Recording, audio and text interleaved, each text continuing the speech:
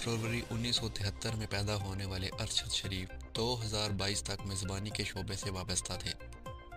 آخری دنوں میں اے آر وائی نیوز پر پروگرام پاور پلے کی میزبانی کر رہے تھے۔ ارشد شریف نے آج ٹی وی میں بطور نیوز ڈائریکٹر خدمات سر انجام دی۔ آج نیوز میں شامل ہونے سے پہلے وہ دنیا ٹی وی کی نیوز ٹیم میں بطور ڈائریکٹر نیوز پروگرام کیوں کی میزبانی کر رہے تھے۔ 2022 کے دوران ان کے ایک پروگرام کی وجہ سے ان کی اے آر وائی والی ملازمت چلی گئی، جس کے بعد وہ اپنی موت تک اپنا یوٹیوب چینل ہی چلاتے رہے۔ میں ہوں محمد جنید اور آپ دیکھ رہے ہیں بگ سیکو کی خصوصی ڈاکومنٹری ارشد شریف کون تھے۔ ارشد شریف کراچی میں پیدا ہوئے۔ ان کے والد کمانڈر محمد شریف ہیں۔ ارشد شریف نے اپنے صحافتی کیریئر کا آغاز 1993 میں ایک فری لانس کے طور پر کیا، جب وہ ابھی طالب علم تھے۔ انہوں نے قائد اعظم یونیورسٹی اسلام آباد سے پبلک ایڈمنسٹریشن میں ماسٹر آف سائنس کی ڈگری حاصل کی۔ ارشد شریف کے والد کمانڈر محمد شریف مئی 2011 میں آرم فورسز انسٹی ٹیوٹ آف کارڈیالوجی میں دل کا دورہ پڑنے سے انتقال کر گئے۔ ان کے چھوٹے بھائی میجر اشرف شریف مئی 2011 میں اپنے والد کے جنازے میں شرکت کے لیے جاتے ہوئے ہلاک ہوئے۔ اپنے والد کی موت کی خبر سنتے ہی بنو چھاؤنی چھوڑ کر نکلے اور چند کلومیٹر دور ان کی گاڑی سڑک سے ہٹ کر درخت سے ٹکرا گئی، جس پر وہ موقع پر ہی ہلاک ہو گئے۔ کمانڈر محمد شریف اور ارشد شریف کے چھوٹے بھائی میجر اشرف شریف کو پورے فوجی اعزاز کے ساتھ H11 قبرستان میں سپرد خاک کیا گیا۔ ارشد شریف آج نیوز اور دنیا ٹی وی کے بطور ڈائریکٹر نیوز سربراہ بھی رہ چکے ہیں۔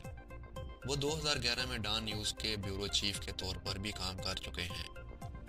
ان کی پہلی میڈیا ملازمت ہفتہ وار اخبار پلس کے ساتھ تھی۔ انہوں نے 1999 میں کالم نگار، رپورٹر اور مینیجنگ ایڈیٹر کے طور پر خدمات سر انجام دی۔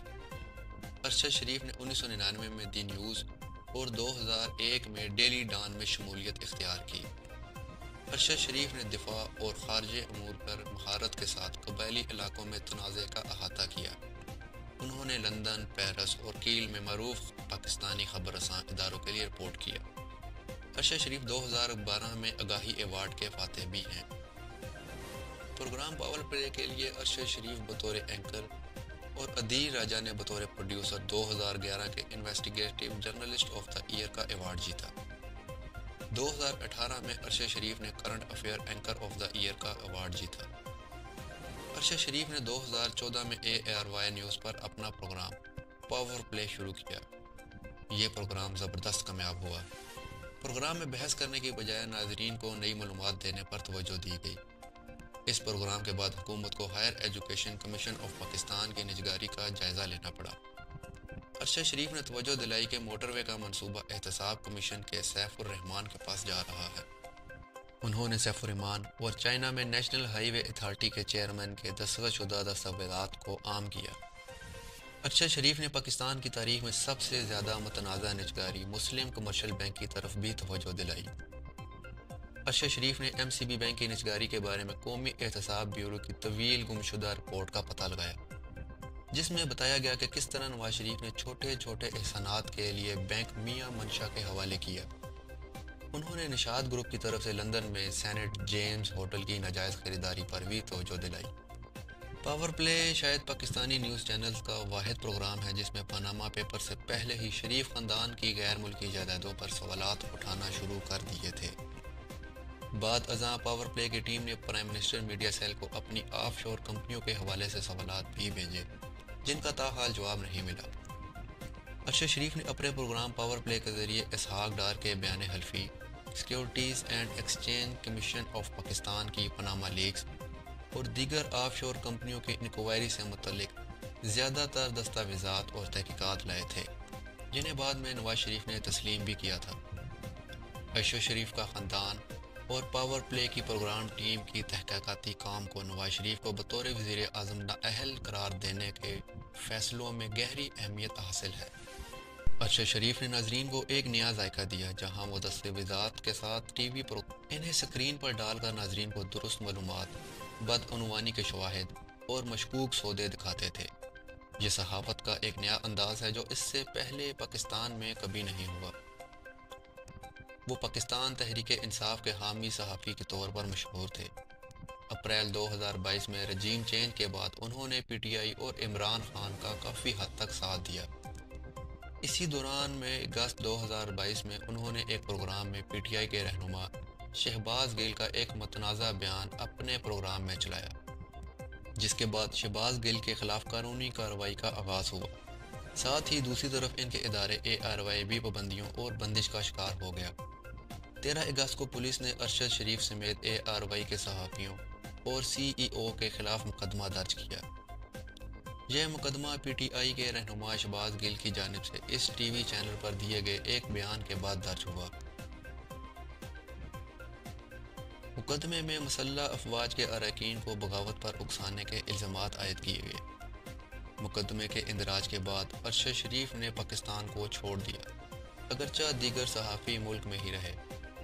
اس کے کچھ دن بعد ارشد شریف کے بیانات کے رد عمل میں ARY نے اعلان کیا کہ چینل ان کے ساتھ اپنی 8 سالہ رفاقت ختم کر رہا ہے۔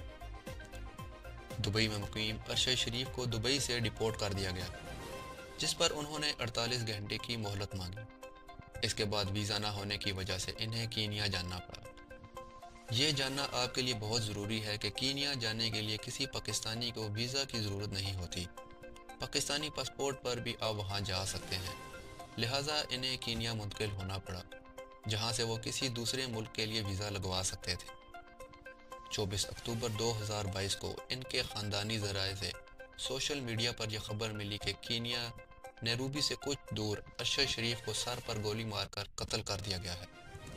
ارشد شریف کو اتوار کی رات نیروبی مگاڈی ہائی وے پر شناخت میں غلطی پر پولیس نے سر پر گولی مار کر ہلاک کیا۔ پولیس نے ارشد شریف کی ہلاکت کو شناختی غلطی کا نتیجہ قرار دیا۔ مقامی میڈیا نے سوال اٹھایا کہ کیا کینیا پولیس نے ارشد شریف کی گاڑی روکنے کی کوشش کی؟ کیا کار سواروں نے حکم ماننے سے انکار کیا؟ اگر سواروں نے پولیس پر فائرنگ نہیں کی تو پولیس نے نشانہ کیوں بنایا؟ جس پر کینیا سمیت دنیا بھر میں میڈیا نے سوال اٹھایا کہ گاڑی کے ٹائروں کو نقارہ کیوں نہ بنایا گیا؟ پولیس نے ڈرائیور کی بجائے مسافر کو کیوں نشانہ بنایا؟ KDG 200M اور KDG 700F میں نمبر پلیٹ والی گاڑیوں میں پولیس کیوں کنفیوز ہو گئی؟ چوری کی گئی گاڑی کا ماڈل اور رنگ کیا تھا؟ یہ وہ تمام سوالات ہیں جس پر کینیا کی پولیس ابھی تک خاموش ہے۔ ارشد شریف اس وقت نیٹ فلکس پر نواز شریف فیملی کی کرپشن پر ایک مووی بہائنڈ کلوز ڈور پر بھی کام کر رہے تھے۔ ارشد شریف کے خاندانی بیک گراؤنڈ اور ان کی موجودہ سرگرمیاں شاید ان کی موت کا سبب بنی اور پاکستان ایک عظیم اور نڈر صحافی سے محروم ہو گیا۔